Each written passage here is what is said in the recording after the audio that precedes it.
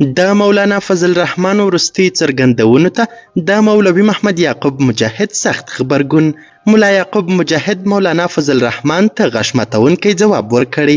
څو ورځې مخکې مولانا فضل الرحمن په یوه مرکه کې غوښتل چې د افغانانو او اسلامي امارت ترمنځ بې اتفاقي جوړه کړي، خو نن یې ملا یعقوب غیرتي ځواب ورکړ. دا چې مولوي محمد یعقوب مجاهد د خپلو دشمنانو په اړه نور څه ویلي، څنګه مولانا فضل الرحمن د نظام او خلکو ترمنځ فاصلې ایجادولې، بشپړ حال را سره هم د غربانه ویډیو کې کتلی سئ. سلامونه قدرمنو لیدونکو، مشال پریس یوټیوب چینل ته مو هرکلی کوم. او هغه کار هغه د دشمن هڅې چې کړي دي هغه ټولې په اوبو باندې لاهو کړو. دا خپل ترمنځ تفرقه، خپل ترمنځ بدبیتۍ، یو پر بل باندې بې اعتمادي، یو د بل مخه نیونه، یو د بل په وړاندې اعتراضات وړاندې کول، دا ذهنیت نور باید ترک شي. او د هر کور څخه دا یو اصل الله جل جلاله راپورته کړي چې هغه د افغانستان د ولس په هره برخه کې خدمت وکړی شي. ملا محمد یعقوب مجاهد د اسلامي امارت په منځ کې د بې اعتمادۍ پر پای ته رسېدو ټینګار وکړ.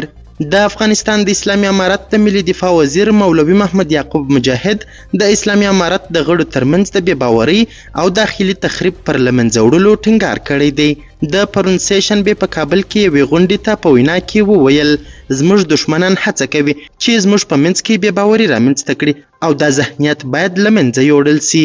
مولوي محمد یعقوب مجاهد د څرګندونې په داسې حال کې کوي چې څو ورځې مخکې مولانا فضل الرحمن ویلي وه چې په افغانستان کې ټول افغانان طالبان ځکه نه زغمي او ورسره ستونزې لري چې طالبان د پاکستان خلک دي.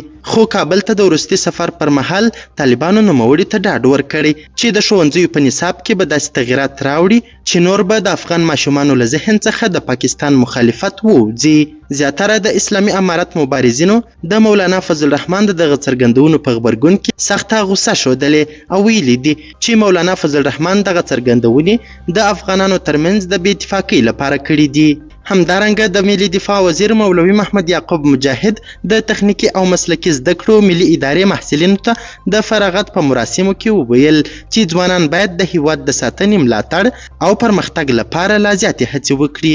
د ملي دفاع وزیر د تیرو څو لسیزو جګړو ته په اشارې سره زیاته کړه جګړې د افغانستان د پرمختګ ټول فرصتونه له منځه وړي او اوس د دې وخت را رسېدلی چې ټول د هیواد د پرمختګ او بیا رغونې لپاره په ګډه کار وکړو.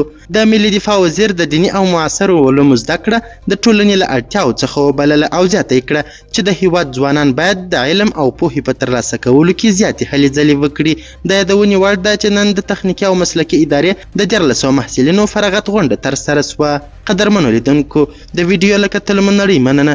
د لا زیاتو او نورو لحظه پر لحظه خبرې مطالبو لپاره زموږ همدغه مشال پریس یوټیوب چینل سبسکرایب کړئ. تر بیا او بلې ویډیو ښه وخت ښې چارې، د الله په امان.